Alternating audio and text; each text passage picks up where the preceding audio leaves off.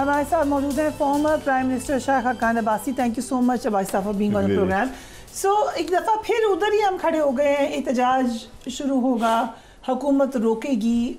Is there an end to that? नहीं, end की अगर कोशिश करेंगे तो होगा, ना इनको मुल्क की परवाह है, ना इनको अवाम की परवाह है, ना इनको किसी की तकलीफ की परवाह है। हुकूमत को या अपोजिशन दोनों को किसी को परवाह नहीं है। राइट भाई, आपने अपोजिशन करनी है, जो अपोजिशन का तरीक़ाकार है उसके मुताबिक करें। आप हमलावर नहीं हो सकते मुल्क के दारुल हुकूमत पर, ये किसी को इजाज़त नहीं है। हुकूमती मशीनरी लेकर आप नहीं आ सकते, ये जिहाद के नारे आप नहीं लगा सकते। हुकूमत को भी चाहिए कि पार्लिमान है उसके अंदर बात करे कि कहाँ पर एहतजाज होगा। जलसा की एक जगह है जिसका तयन भी PTI ने खुद किया था अपने दौर में, वहाँ पर PTI के जलसे भी हुए हैं, PDM के जलसे भी हुए हैं, जो परेड ग्राउंड है वहाँ पर आएँ, जलसा करें और घर जाएँ। यही एहतजाज होता है अब। और एहतजाज जो PTI है उसका एक ही जगह, एक ही मकसद है कि इमरान खान साहब जेल से बाहर आ जाएँ। बट जो समाज अकरम राजा साहब हैं वो कह रहे हैं 26वीं आईनी तरमीम के बाद अब ना हमारे पास अदालतें हैं, ना हमें लगता है कि कोई पार्लियामान से हमें कोई हल मिलेगा, तो there is only one way which is highway. ये उनकी सोच है। बदकिस्मती से हुकूमत ऐसी है कि ना उसके पास मैंडेट है ना उसके पास अक्ल है। उनका काम है सड़कें काटना, कंटेनर लगा देना, दारुल बंद कर देना, इंटरनेट बंद कर देना, ये उनके पास हल है हालात का। तो जब आपकी सोच ये होगी, ये इशू हल होते हैं डायलॉग से, बातचीत से, एक दूसरे को जगह देने से, एक दूसरे से बात करने से। वो तो यहाँ है नहीं।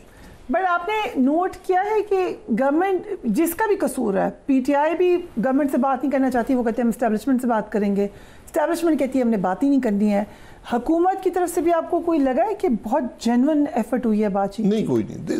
दोनों की कोई, उनका काम इसी में, उनका दुकान इसी में चमक रही है कि वो आके कॉलेज दें, लोगों को बाहर निकालने। आपने अभी जो बात सुनी है कि 10,000 हर MNA लेकर आएगा, जी, 5,000 MP है। किसी MNA को नहीं जानता 10,000 आदमी ला सके, किसी पार्टी का भी। It's not possible. उन्होंने कहा अगर नहीं लाएंगे तो हम निकाल देंगे पार्टी से। जी, 10,000 और अगर 100 आपके MNA हैं तो फिर खुद हिसाब लगा लेंगे, 10 लाख आदमी बन जाता है।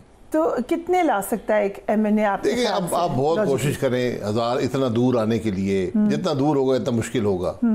तो नज़दीक वाले शायद 1000 बंदा ले आए, 1500 ले आए, इससे ज़्यादा मुश्किल होता है। 1000 भी बहुत ज़्यादा है। 1000 भी बहुत ज़्यादा बता रहे हैं, बहुत नज़दीक रहते हैं। जो दूर हैं वो अगर 200-300 ले आए तो बहुत बड़ी बात होती है। बट लेट्स से शायद साहब 1 लाख बंदा, इट लुक्स वेरी डिफिकल्ट, पर अगर 1 लाख बंदा भी अगर आ जाए तो क्या प्रेशर बिल्ड हो जाएगा? क्या होगा? क्या सर, प्रेशर नहीं बिल्ड होता, यहाँ पर झगड़ा ही होता है। वो सड़कें काट देते हैं, लोग पहुँच ही नहीं सकते। वो तो एहतजाज, PTI का एहतजाज तो हुकूमत की मेहरबानी से मुकम्मल हो जाता है। उनको वो मीडिया स्पेस मिल जाती है, शोर होता है, लोग तंग पड़ते हैं, 3-4 दिन शहर बंद रहता है। तो ना किसी को मुल्क के नुकसान की परवाह है, ना किसी को मुल्क की इज्जत की परवाह है। तो बातचीत करें, आपस में मामलात को हल करें, उनको कहें आप आओ तुम पार्लियामान में आके बात करो। लेकिन हुकूमत का रवैया भी ये है कि रात के अंधेरे में तरामीम कर रहे हैं, उल्टे सीधे बिल पास कर रहे हैं, और बगैर कोई डिबेट के, बगैर किसी प्रोसेस के। तो न पार्लिमानी जमहूरियत रही है, न मुल्क के अंदर जमहूरी कदरें रही हैं। बड़ी बदकिस्मती है कि जो आज लोग तमाशा देख रहे हैं, पूरा मुल्क तमाशा देख रहा है। एक थ्योरी ये भी है कि शायद कि इस वक्त कोई ऐसा मामला हो जाए कि एज अ रिजल्ट PTI के अंदर फॉरवर्ड ब्लॉक्स बन सकते हैं। मेरा नहीं ख्याल PTI में फॉरवर्ड ब्लॉक बन सकता है। नहीं बन सकता, बिकॉज PTI में जो लीडरशिप है मुकामी, यानी जो पार्लियामेंट में हैं या दूसरे हैं, PTI ने सियासत में एक नया मामला पैदा हो गया उसकी सियासत में कि वहाँ कोई इलेक्टेबल नहीं रहा। जिसको टिकट मिलता है वो इलेक्टेबल है। राइट, जी। तो जो फॉरवर्ड ब्लॉक वहाँ पर बनते हैं जो इलेक्टेबल होते हैं, ठीक है, जो जाकर बैठ जाएं जी हम। हाँ, ये हो सकता है कि आपको अब इजाज़त मिल गई है, लेकिन वो एक दफ़ा ही होगा कि आप पार्टी के खिलाफ वोट कर सकते हैं। ये आपको अदालत ने भी इजाज़त दी, जो कि होने लगा था आईनी तरमीम में, जो होने लगा था, लोग बैठे हुए थे वोट करने के लिए, लेकिन वो एक दफ़ा ही है। सो यू थिंक कि जितने कुछ इलेक्टेबल्स हैं, जैसे कुरैशी साहब की फैमिली है और लोग हैं, ये किसी का वोट अपना नहीं है, इट्स ऑल PTI's वोट? सारा जी, पार्टी का वोट है, इमरान खान का वोट है। अगर मैं ना मानूँ तो ये बात दुरुस्त नहीं होगी।